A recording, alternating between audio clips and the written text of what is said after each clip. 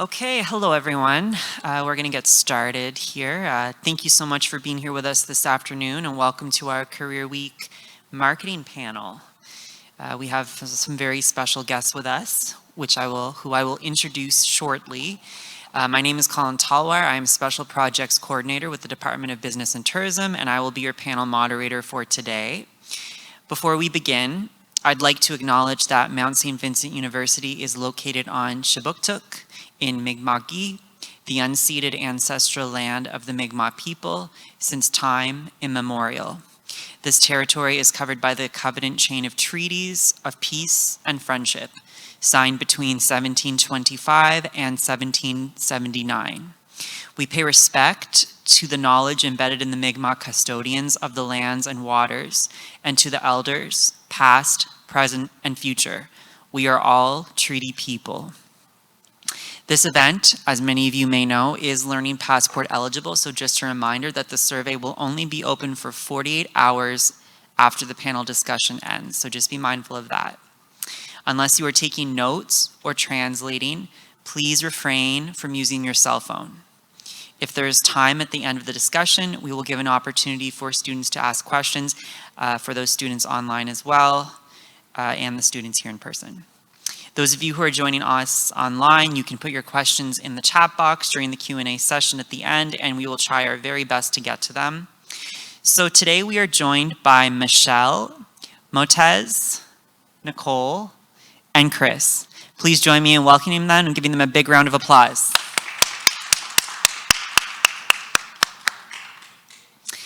Okay, so we're going to start off today with the panelists. If you guys could just please introduce yourselves, describe the organization you work for, and your current position. So why don't we start with Michelle, and then anyone can just feel free to jump in, no particular order. Sure. Can you hear me? Yeah. Okay, so I currently work at the Nova Scotia Liquor Corporation, more fondly known as the NSLC, which I'm sure needs very little introduction. But the great thing about working at the NSLC, which a lot of people don't really realize, is that we return 100% of our profits back to the province to help support public services.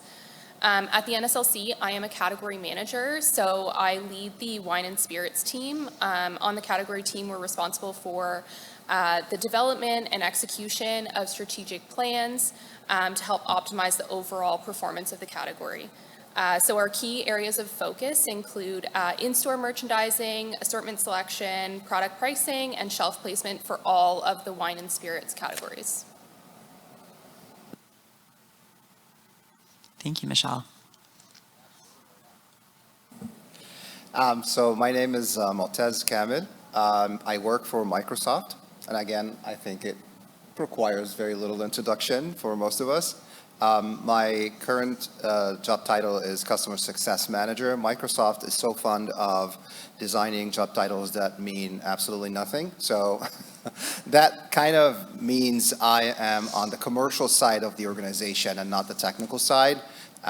So I've been responsible for business-to-business commercial relationships. That includes, of course, enterprise marketing and marketing strategies.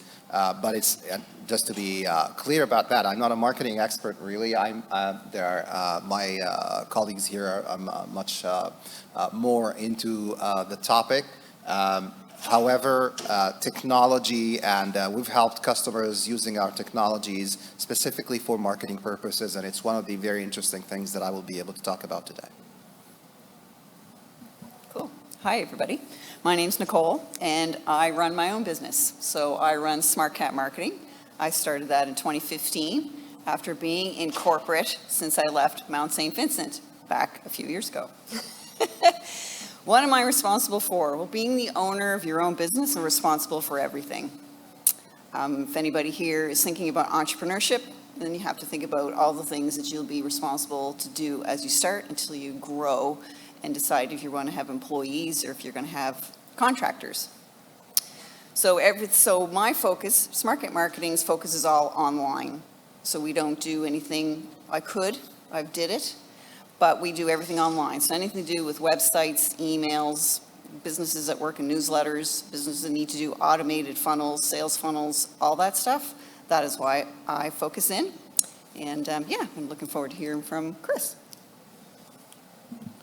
I'm Chris Sutton. I own Mighty Oak Marketing. I started this company about 4 years ago, right at the onset of the pandemic. So it was an interesting time to start a company. I've been fortunate to really exceed my own expectations when it came to the growth that we've had in the last 4 years. We've moved on to have 10 full-time employees, over 20 full-time contractors that work for us. We have clients coast to coast. Primarily, we focus on software with a service offering. So we developed our own software to provide businesses with their marketing initiatives and automation and business operations. Everything from payment gateways to email to websites to everything you can imagine. And what we do is we operate on a spectrum, so we have price points, so for people that want to do it themselves or want it done for them. And so it's enabled us to really allow a price point for everybody to work with us and grow with us. It's really just, like I said, it's exceeded our expectations on that, but for certain, as mentioned before, being an entrepreneur definitely has its challenges, and definitely learned my share of hard lessons along the way, but I'm happy to share those today. How did you end up where you are today? How did you get into the marketing industry? Did you study marketing? Was this part of your career plan, educational background, co-op, etc.?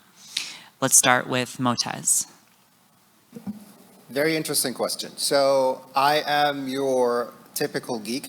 I've been writing code since I was 11. I really had nothing to do with marketing until I started joining large corporations, and they said, well, this is a smart guy, let's promote him into a customer-facing role. And then I decided to study for my MBA, and I got marketing subjects there. Then I did a PhD. My PhD had a lot to do with communication and marketing. So all of a sudden, that became a passion topic for me, but always from a technology perspective. It was pretty much unintentional for me to be related to marketing anyway, but I can say it has been unavoidable. If you want to deal with enterprise customers, you have to learn how to deal with marketing topics such as digital, social media, or content creation, and helping your customers do these types of tasks using technologies if you work for a technology provider like myself. So yeah, in short, my story started with technology, ended with technology, and marketing has always been part of the story.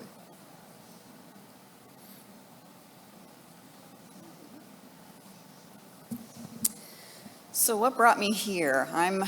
It's funny, I'm a small town girl from a little community of barely 1,600 people outside in a French Canadian community in the Yarmouth area. And I came here, Mount St. Vincent, and I took my Bachelor of Business Admin, and I had a double major actually. I majored in marketing and management. Now back then I wasn't familiar with the co-op program then, like it is incredibly popular now. So once I graduated, I didn't have those contacts like you would if you were in the co-op program, so I had to go out and make those contacts myself. I'm not shy by nature. I guess you would class me as an extrovert. I don't know if anybody here are extroverts, but so I wasn't shy to go out and look for a job. Now, being that I was in marketing, I was disappointed because a lot of the jobs that were coming to me were in sales. And for the most of my career, I did more sales than I did in marketing. But I want to tell you something. One of the things that distinguishes me and what positions me in this industry, and I want to, because I have this discussion with my boys, I have 2 grown-up sons that have both graduated, is having that experience in sales gives you that experience with people. And if anybody here is thinking, if you're in the marketing program, or you're thinking of anything to do with people, you need to understand people, and you need to understand how they tick. So I highly recommend, if anything that you do after you leave here is to do something in sales, even if it's just for 3 months, just to get you to understand how people tick. So anyway, I ended up in corporate. I worked for corporate for a long time, and in 2014, our organization here that was in Halifax, we got packaged out. Office closed, all the offices in Atlantic Canada, and they were just going to have a head office in Montreal. So what do? I was a little older than just 20. So what do? So I decided to do my own thing. I'd worked for some crappy bosses in the past, and I thought, you know what, I'm just going to do this myself. It was scary, but I had a lot of really good mentors and people around me to get me started. And I started this business in 2015, and I haven't looked back. So that's what brought me here today. And after, like what Chris said, then you learn stuff. You go through, you learn how to run a business, and which brought me here today, and I have 0 regrets. So I graduated with a concentration in marketing. I did try on a bunch of concentrations during my business admin program. So I started in operations. I then moved to IT for a bit, and then finally landed in marketing just because that's definitely where my passion was.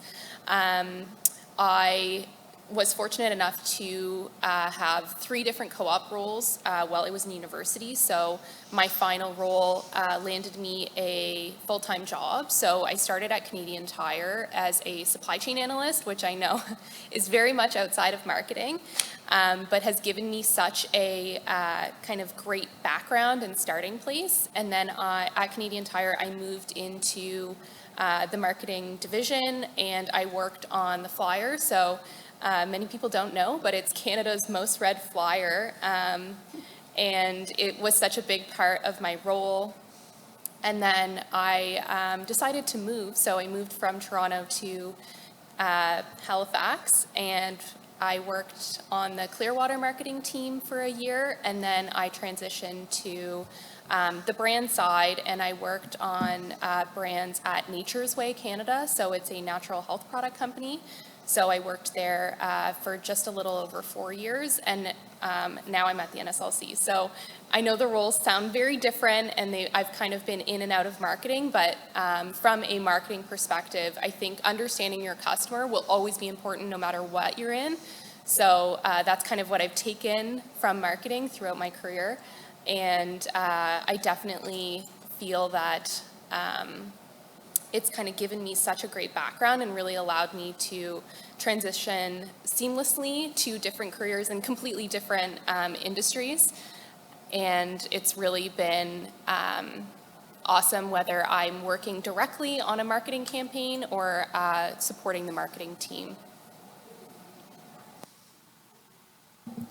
I grew up watching my parents. My parents worked at automotive dealership and at a glass repair store. I watched them both quit their jobs and start a business. So I grew up with invoices and paperwork just like strewn upon the house, like on the kitchen table, on the floor, everywhere, just in the house going through this. My dad having a background in the industry, they started a glass franchise together. My dad had the experience in the industry itself, and my mom had bookkeeping experience. And I watched that happen, and it was definitely evident from all the things that I've gotten into over the years, side hustles, this and everything else, that entrepreneurship was definitely in my blood. I worked in the mortgage industry for 9.5 years. I had worked at IMP doing accounts payable, I think it was, as part of my co-op. And I got contacted by the mortgage company to come work for them. I worked there for 9.5 years. I was very happy during my time there. I was fortunate to be in a role where they just kind of let me do cool stuff. They're like, Chris, just do cool stuff. It started out as IT stuff, and then it just kind of was like, go figure things out, and it would just come to them, here's a cool idea we can do. And that led me to a role where I was looking after 250 plus agents across the country of all kinds of different revenue levels, business models. On that side, responsible for recruitment and reporting, things like this.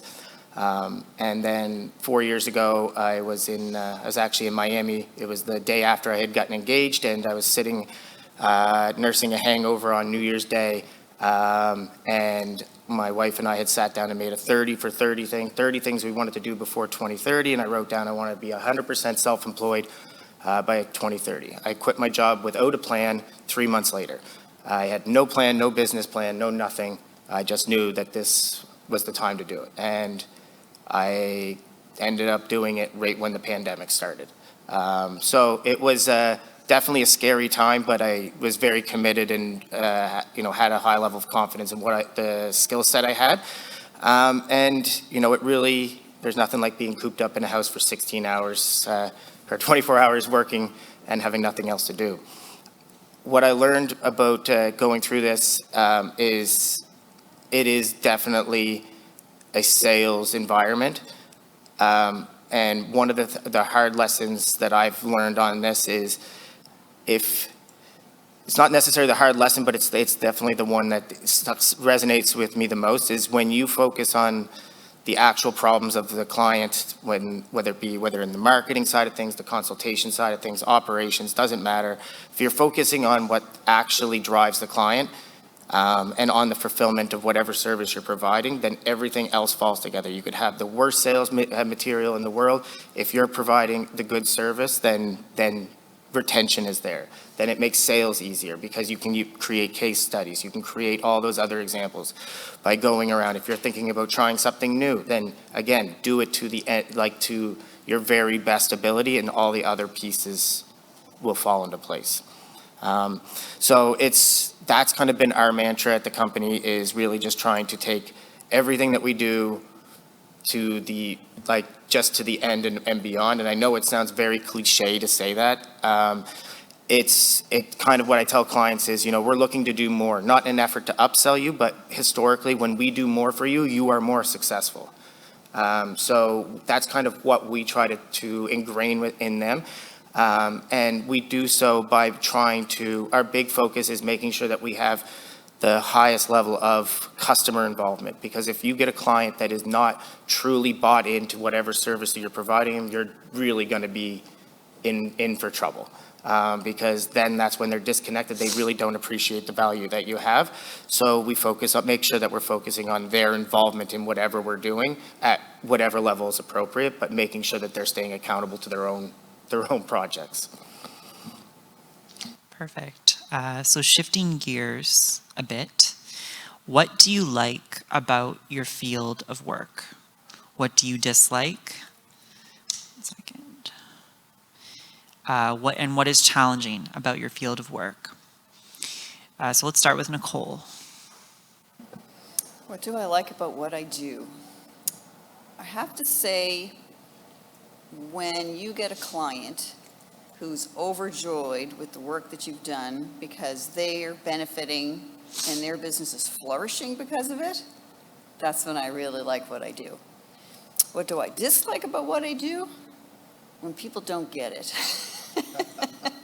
Right? When people don't get it. And that's going to happen. It happens in life. It happens with whether it's your, people that you live with to people that you work with. There's going to be somebody in your circle that just doesn't get whatever mission you have for the day. But what I dislike the most, to explain that, is it's hard when you really want to do something, and I know the panelists probably understand, whether you're teaching or you're working with clients, is when you know what the client needs, or what you're solving is going to solve their problem, and they don't buy in for whatever reason, that's a tough one. What is challenging? That's challenging. For me, as a business owner, what's always challenging is not that I'm doing it all, because I have a lot of contractors. I work with a lot, so I don't have employees. That's by design. My business model is set up that way because I didn't want to have to look after payroll and those kind of things. So I contract out contractors to work for me, and I really, really dig that. That works for me. If I was to, what is challenging about that? That's a tough question, because, there's challenges every day. There's challenges every day, and there's things that go well every day. If I was just to summarize it for you so I don't bore you, is the challenges, again, it's just getting up in the morning, knowing what your goal is, knowing what you're set out to do today, right? Don't focus so much on too much on the past. That's probably my advice for you. I always say there's never any mistakes. It's all lessons learned. But yeah, it's just challenging the field of work and all the things that come with it. I know that's probably a roundabout answer, but. I can go next. The thing I love about my role and any roles I've really flourished in is the constant learning. I know myself really well, and I really like to be incredibly challenged. I find any role where I start to kind of really understand the role and really understand how to do it perfectly, I get bored. So I really like being incredibly challenged. My role currently, I have over 170 suppliers and agents that I work really, really closely with to bring wine and spirit products to Nova Scotians.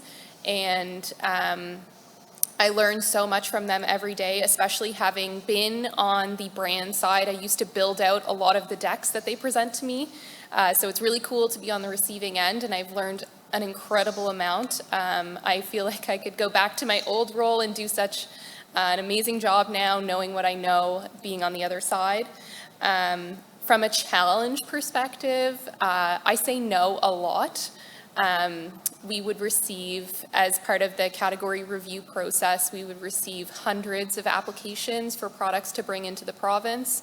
And we would only have room to bring in a certain amount based on our shelf size and our warehouse size.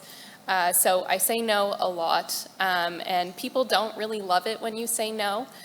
So it's about saying no, but, and helping other people have successful businesses. But it is really an amazing role, and I am learning more every day, especially beverage alcohol in general. There's so much to know about wine and spirits that it's always, every day's a learning experience for sure.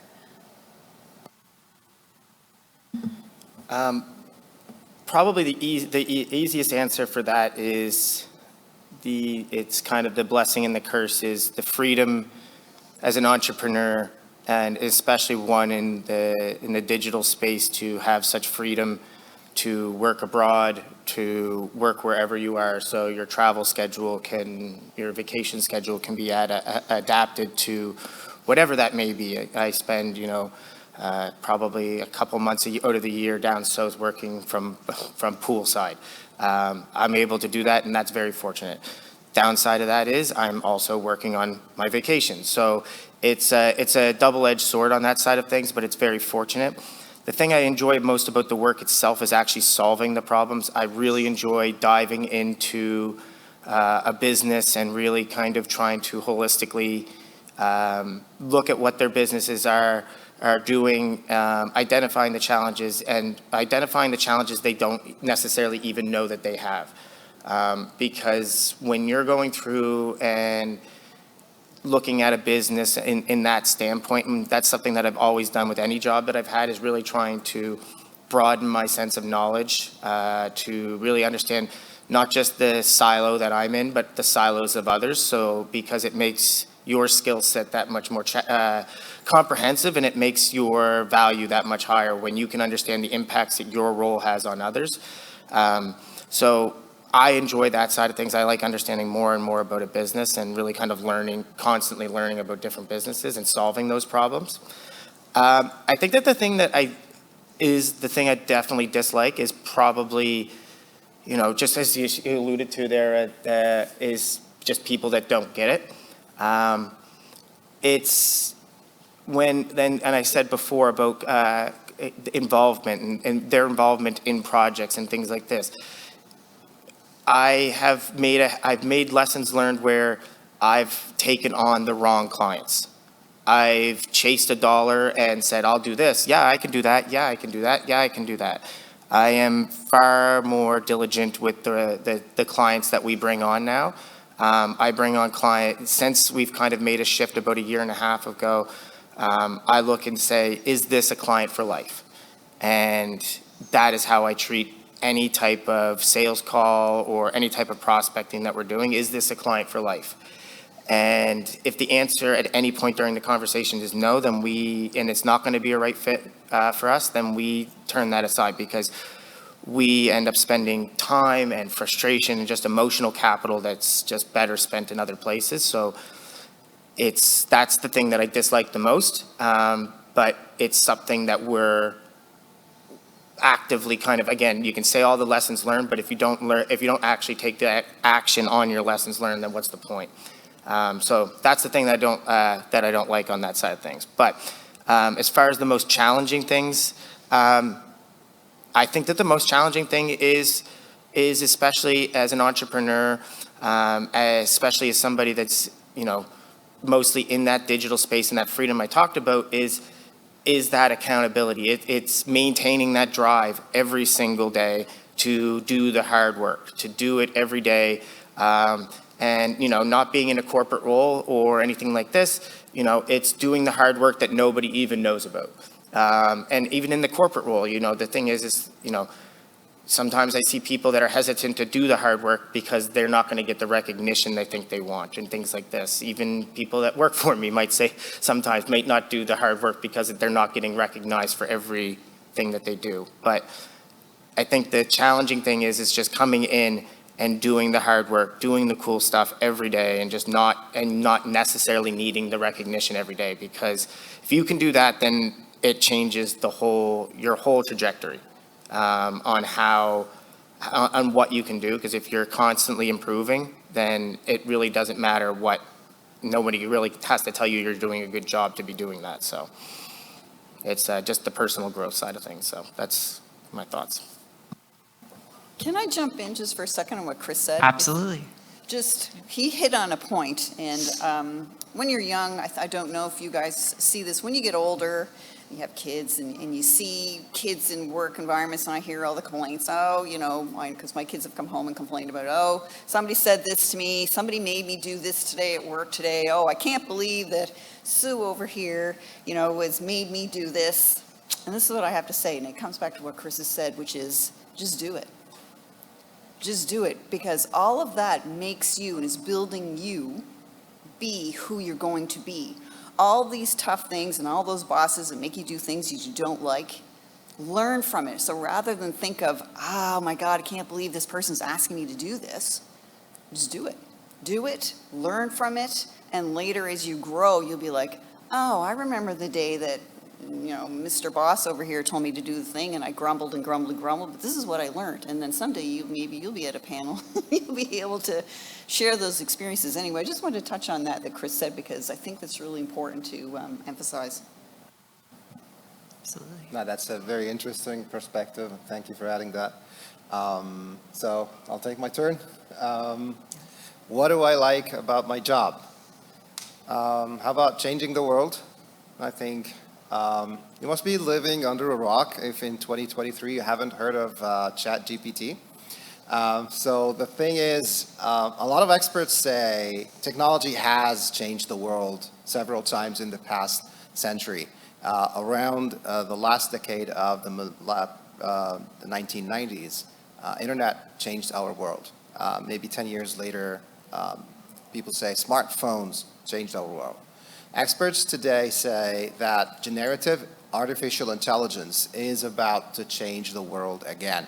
And having the opportunity to be there, help large customers become more successful, more impactful, more helpful to the society using such advanced technology, I believe is an amazing thing. It's probably the best thing I could have ever imagined happening to my career. Now, you might ask, well, it's not you, Moataz, who's doing this. There's Satya and Adela and the big guys of Microsoft and Google, and they're doing the change. You're not doing that. But the truth is, we're sitting there. Let me first tell you something. What was the biggest marketing stunt, speaking of marketing, that happened in 2023? In my opinion, it was opening up ChatGPT by OpenAI for the public to try it out, talk to it, and get all those amazing responses from a computer. And everybody was like, whoa, that's new, that's amazing. And think about it. Why did they do this, by the way? It costs a lot of money. It costs a lot of money to run these servers. They did this because it was a marketing stunt. today, we're using the same kind of technology to help our customers. One of our large customers, a very famous airline company here in Canada, without mentioning the name, came to us and they said, customers kind of struggle navigating our website. So we offered them a demo for ChatGPT engine or generative AI engine to talk to, in a chatbot format, talk to the customer and lead them to the right place in the website, and it was a great success. Another very famous grocery store based out of Stellarton, Nova Scotia, also had a problem writing down product descriptions for promotions. Thousands and thousands of products that you just need to write product descriptions for. It will take marketing experts multiple hundreds hours to write these descriptions. You ask generative AI to do it for you, and you just run through it and review it in seconds. We're changing the face of the world. How awesome is that? I love it. And I love being part of these very local, very Canadian stories of success for implementing technologies. What do I dislike about this world? Well, I think you can imagine we work like 20 hours a day. It's very stressful. It's very competitive. There are a lot of companies trying to do the same thing. Not so much fun. And the challenges we face, think about generative AI and user privacy, so ethics, the ethical component of usage of technology. This is pretty scary because it can result in problems. Generative AI is just a machine talking to you at the end of the day. It doesn't have a soul. So problems like diversity, inclusion, problems like customer information privacy, all of these, there's 6 particular challenges that we always address and very deliberately look at with every implementation. It's a big challenge, and each and every one who works on these technologies faces and is very aware of these challenges and takes them seriously. Thank you for that insight, all of you. It's interesting to hear everyone's different journey and everyone's different perspective on challenges that they face individually. Shifting gears a bit, if you had to restart your career, would you do anything differently? Let's start with Chris. Yeah, I definitely would. One of the things that I've learned throughout my time working with, whether it be mortgage brokers or any type of business owner, especially mortgage brokers, there's really, it's commoditizing your service. Within the mortgage broker industry, as an example, the easiest thing to compare one bank or one mortgage broker or one lender to each other is the rate. And of course, it's a very important thing, but there are a ton of other very, very, very important things that go into a mortgage. And when the conversation is only on something like rate, and you're doing things like if you're, for example, buying down your commission, because mortgage brokers are a commissioned industry, if you're buying down your commission to go to the lowest rate, you're really commoditizing your service and you're devaluing your expertise in the subject. And it's something that I definitely, while it's something I knew, it took me time to apply that principle to my business, where I, like many marketers that start their company, or you go to a business website and you see it'll say services, and it's just a list of services that they provide and on that side of things. And the shift that we're trying to do is to productize our services rather than to commoditize them. And what I mean by that is so that we can, when we are trying to make our own sales process an easier one, where we don't sell the service, we sell the result. The result is actually the most important thing. And so then when you start to reverse engineer how you get to that result and what their dream outcome is on all of these things, you're able to have a conversation with that client that's completely different. Because when you are commoditizing your offering, when you say, I will build a website for you and it will cost X amount of dollars. Well, now what you've done is now you've commoditized that service to a point where they're going to go shop you. They're going to go to the next person and say, how much can you build my website for? And they'll say, well, I'll do it X minus $10. Okay, cool. And then they go to the next one and then next one and next one. And there has to be something very compelling in your sales process to differentiate yourself from your competition.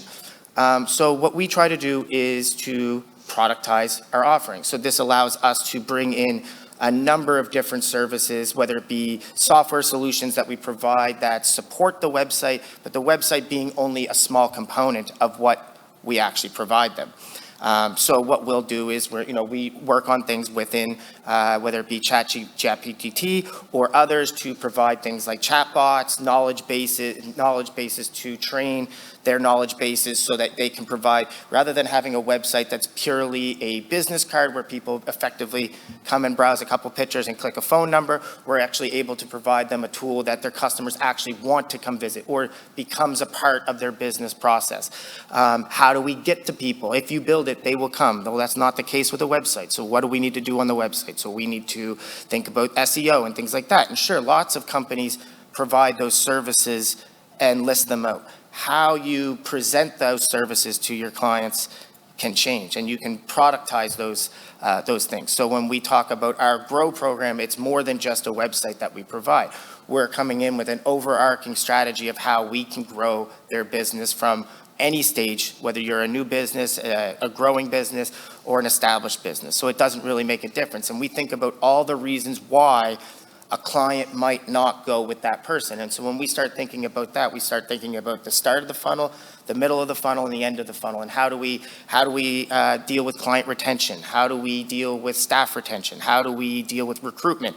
How do we deal with all of these things? So all of those things can be bundled into one single product offering that the end result is what their dream outcome may be. And that dream outcome may be, I'm looking to increase the growth of my business. Well, if we build a fantastic website and we spend a ton of money on ads and everything else and we grow the business, can you fulfill it? Can you handle all the clients that are going to come through your door? And if you can't, what's going to happen to your reputation when you screw up, a number of different client transactions or whatever that might be, an industry it might be? That has definite repercussions. So we talk about all the things all the way. And when I talked to it at the beginning of the first question there, we talked about client for life. That's what we look for. We look for this type of person that is the client for life, because we're not just trying to build one aspect. And so if you were to go to our website right now, and this is me definitely contradicting myself right now because I still haven't updated our website, it still looks like we do exactly the same thing that we do. Like, we have the service list, right? And it's something that we definitely need to change, but it's something that I feel very passionately about, and it's something that I think that is easily the thing that has made the greatest impact in our business, is how we actually combine our services so that and I try to tell our team, never use the word service in the context of what we actually provide. Because it's not what we provide. We're providing a solution, not an actual product, not an actual service. So that's kind of my take on that. Yeah, it's super interesting because I have the exact opposite answer. So from my perspective, every single role I've taken or everything I've done to this date has led me here, and I've learned so much along the way. Like Nicole alluded to, I've had a lot of interesting bosses, but a lot of them have pushed me to be better or to kind of learn or think about something different. And I think all of those perspectives really help you as you grow through your career. So I always think of even the terrible experiences have led me to where I am. So I think as long as you're kind of learning from each different experience, I think you can never take a bad role or a bad step in your career. I've taken a lot of lateral moves. I've taken some great jumps in my career. So I think as long as you're doing what's right for you and you feel like you can really grow and learn from an experience, I never think that you take a wrong step, you can always go back, or you can always do something differently. And you will always, as long as you're taking those learnings and applying them, it's never a bad experience. Yeah, absolutely, absolutely. Because that was an interesting question when you think of it.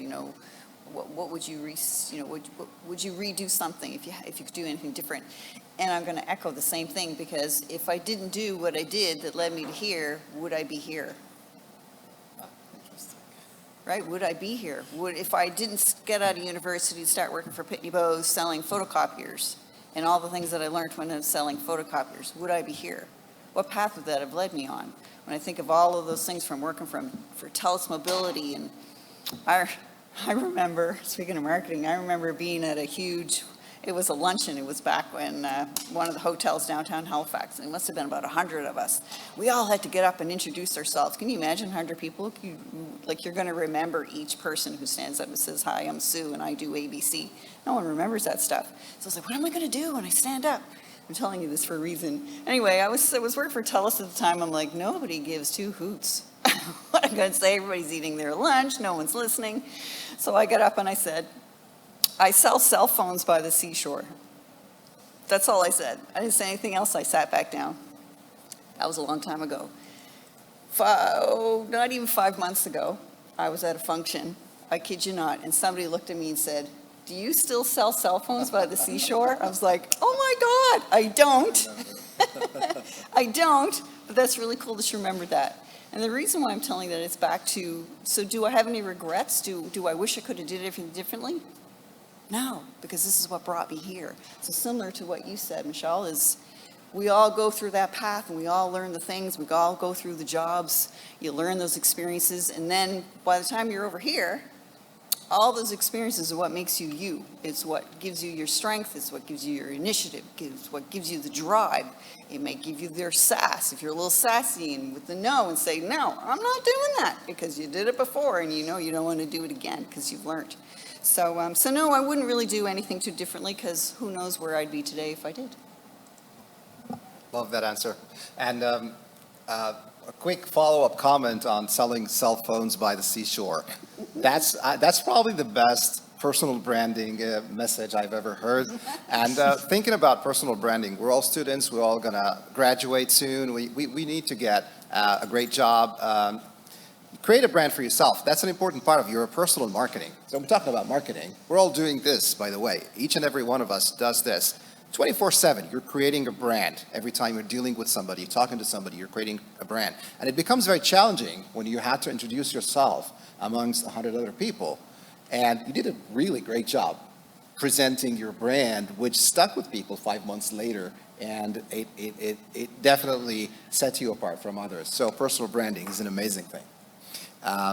So what would I have changed about my career? Do I have regrets? Not so many. I agree 100% with your overall message that I'm here today because of all that journey. And anything that could have changed in the journey wouldn't have necessarily got me where I got. So I am the final results of all those successes and failures. There's a lot of failures, but that's who I am today. One of those things, few things that I sort of regret. I spent about 20 years in my life learning how to code, write computer programs. You know what happened in 2023? GitHub Copilot, a tool created by GitHub company that codes for you. A senior Google developer says that it codes about 80% of his overall code. I no longer write code on a daily basis, but I kind of felt like, oh, gosh, I wasted 20 years of my life? Probably, I don't know. Chris says no, I probably didn't, because again, that was the journey. But I get asked a lot by younger people, is AI going to take my job? I probably heard this question 100 times. One of my brothers called me from overseas and said, Moataz, I'm in trouble. I'm a content creator. I create visual images for marketing. And now artificial intelligence does that for us. Are we in trouble? And I said yes and no. So are you going to be replaced by artificial intelligence? Make sure you're not. And you're not if you learn how to use these tools and keep the human aspect, the human components in it. I don't regret that I've learned how to code for 20 years, but I definitely think it's very important that I push and evangelize around me that everybody needs to learn the technology and do a better job using the technology, because computers are not going to replace us. They're going to replace you if you're doing an automated job that lacks creativity.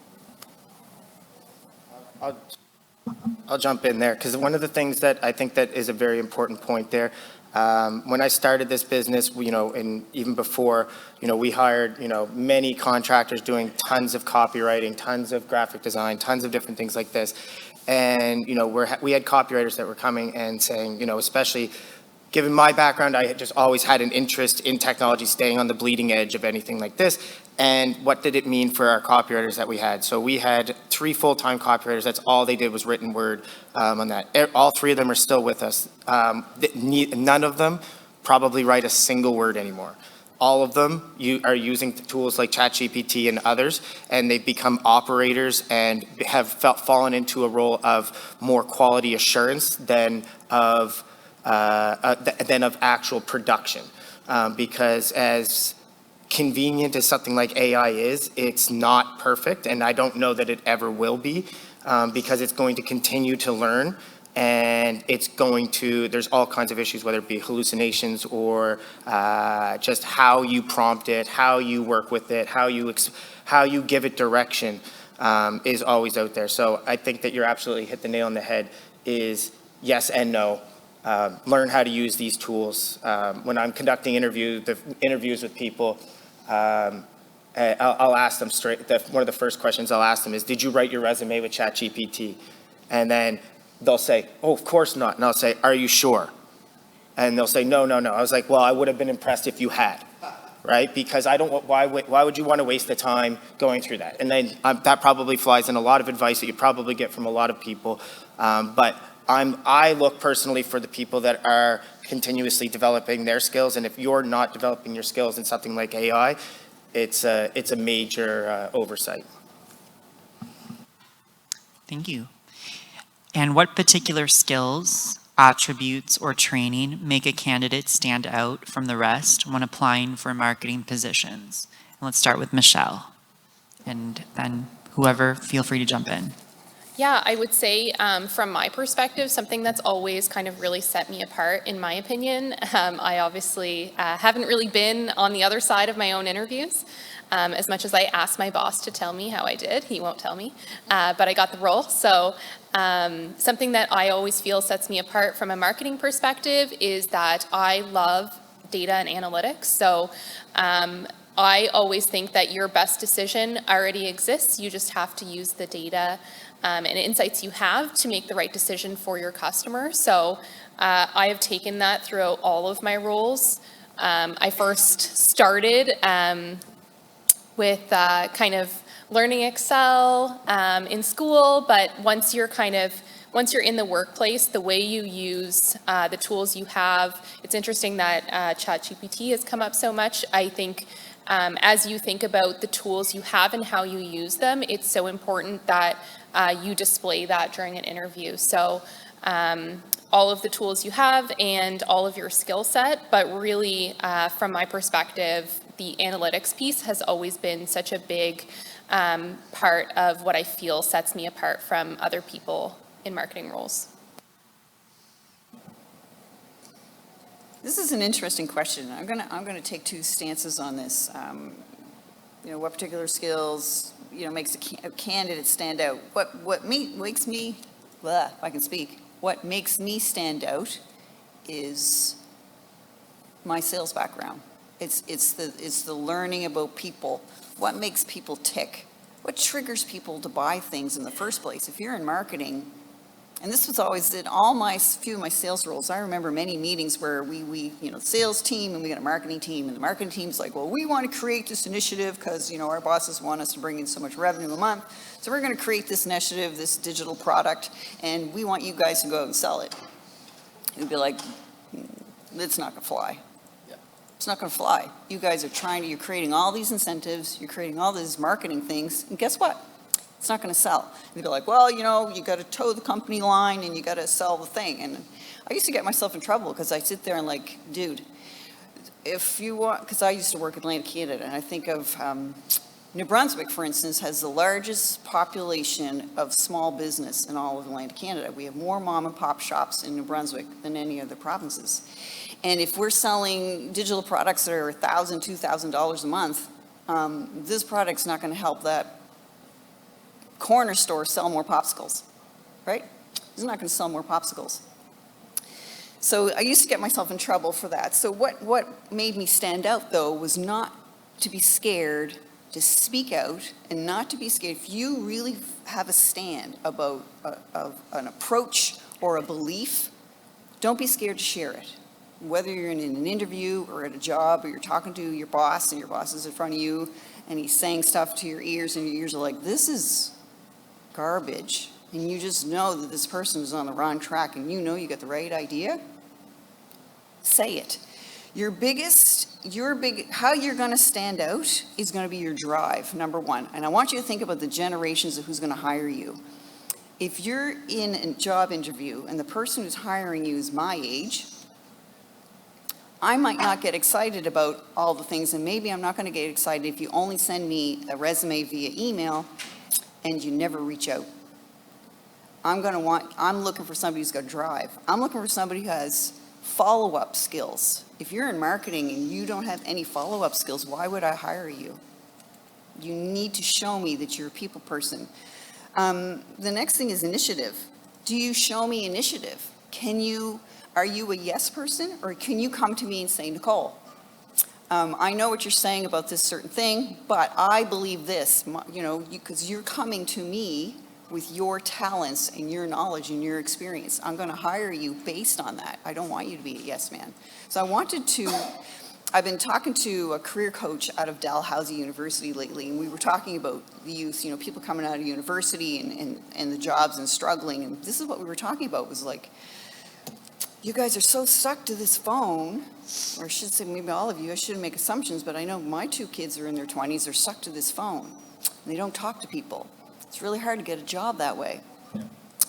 Highly recommend, get the initiative, reach out, talk to people. If there's a place you're like, oh man, I would really love to work at this company, tell them that. Reach out and say, I'm not just applying for a job, I want a career here, and this is why. Because somebody like me who's sitting on the other end will go, she's got initiative, she's got drive. He really wants his job. He could probably bring a lot to the table. So it's those soft skills. Yes, you come with hard skills, but so all the graduates all come with a piece of paper and resumes, and they all say all the skills you guys have. But a lot of times it's those soft skills that us who are hiring, that's what we're looking for. I hope that helps. A lot of great stuff. Analytics, Michelle, I 100% agree with that. Being yourself and taking initiative, I 100% agree with that. I can't add much to this, but if I were hiring a candidate for marketing positions, one thing in particular I would be looking for, and I'm not talking for everybody, but one thing in particular I would be looking for is that little bit of crazy. I don't know if that makes any sense, but a lot of people, there's a term for that, square. People who are square, they like everything to go by the book. Listen to this. The first time I heard somebody who was responsible for a digital media strategy for a large company who wanted to do TikToks, they got kicked out of the room a few years ago. Today, those companies who don't have TikTok presence regret it. 3 years ago, it sounded crazy to have a TikTok presence as a company. Look at Microsoft, look at Google. All those companies, they have TikTok accounts or profiles, I don't know what you call them. Because a lot of people regard it, and before that there was Instagram and the same thing. Because just be a little bit crazy. If you believe in your idea, go ahead and push for it, because chances are it might work if you believe in it. So that's one thing I think will set apart candidates, if they just got this little bit of crazy. I really like that phrasing, because that's absolutely perfect. When I'm hiring, the biggest thing, like, besides, like, I'm assuming that at this point I've done enough due diligence that, like, technical skills are sufficient at that point. It's, going through that side of things for whatever role it is. Let's assume that technical skills are sufficient. The biggest thing for me is culture. I don't want to have to hate you. I want to enjoy working with you. I want banter. I want to be able to go into work and talk to somebody and actually have, I'm not looking to be your best friend, but I at least want to have some, decent relationship with you, besides that it's somebody that, like, I could go and have a pint with. It's somebody that you could go and you could see yourself doing something with outside of work. When you are not focusing on culture, you're not focusing on anything. And that's, for me, it's, coming from the job I had before, that was really their mentality, and it's something that really resonated with me on that side of things. So for me, it's just, my big thing is more of all my interviews are pretty much, there's no structure to them. It's more about an open dialogue, getting experiences, learning about that person, who they are as a person, and things like that. So when you say be yourself, and it's of course, yeah, you want all those technical skills and things like this, but it's really just being relatable. It's just being, and that might not be the approach that every company takes, or they can take. That's my personal thought on that, is trying to build the right people in there. I'm not trying to go and, alienate the rest of the team and create issues there. So for me, the culture is the most important. From a technical perspective, one thing that I did that I thought really provided a lot of value in my career was I did my PMP, which is the Project Management Professional. I did that program, and it was very interesting to see the vast differences of industries that were in that program, from technology to construction to real estate to you name it. And that really gave me insights into how to run a successful project at any level, and mind you, like, that program is encompassing of enterprise, strategies that are definitely above and beyond what we do. But there are fundamental strategies that it does provide that I feel that were really valuable. So it's something that I think that is helpful when you're working on a project and you're a team member, so that you can understand what goes into a project and what constitutes a successful project. And like I said before, is if you're just in your silo, in your little world, and you don't understand how the efforts and the actions that you take impact the person sitting next to you, it can alienate people. It can cause failures in projects and things like this. It can cause damage to relationships and things like this. So it's when you can look at something in a project and be like, I understand what my ingredient in this project is and how it relates and how it helps this. Because then, as I said before, how can you go above and beyond? So when you're looking at your partner next to you and you're talking, or the colleague next to you, and they're saying, hey, well, I'm doing this. If there's something that you can do to make their life easier, having that culture there, so that becomes a reciprocal thing. So when you're there, and it's not even necessarily you coming and asking for help, they know what your job is involved in your job, and you're able to do that. So I find from a technical perspective that has been successful on our side. So I try to instill, I don't require that program, but I try to instill those principles with the team on that side of things, and try to cross-train and make sure that everybody kind of knows what is going on in any one project that they're on. I'd like to quickly jump in and talk a little about the culture piece. So from an NSLC perspective, we are obviously a lot more corporate. So our interviews are definitely laid out. We have interview questions, but culture is still a huge piece of the business for us. We try to pull that out through the questions we ask, but really it's up to the candidate to bring that to the interview. So Even if the question doesn't necessarily ask about culture, often we're looking for the candidate to point out, hey, really love working as a team, here's what I bring to different teams. That is such a huge piece of what we look for when you're answering questions. So even though our interview style is definitely more on the traditional side, I would say the culture piece, and it's not something you can fake very easily. It's really easy to pick up on, having sat in many different interview panels. It is incredibly important and definitely what sets candidates apart. So that's a great point, Chris. Well, thank you all so much for your invaluable advice to our students. That concludes our Career Week Marketing panel. I do want to let you guys know we unfortunately don't have time for any questions, but if you would like to email us your questions, you can email us at business@msvu.ca and we can pass your questions along to our guest panelists. I'm sure that they would be thrilled to answer any questions you guys have for them. So I'd like to thank you all for taking the time out today to come and be with us today, and let's give them all a big round of applause, guys.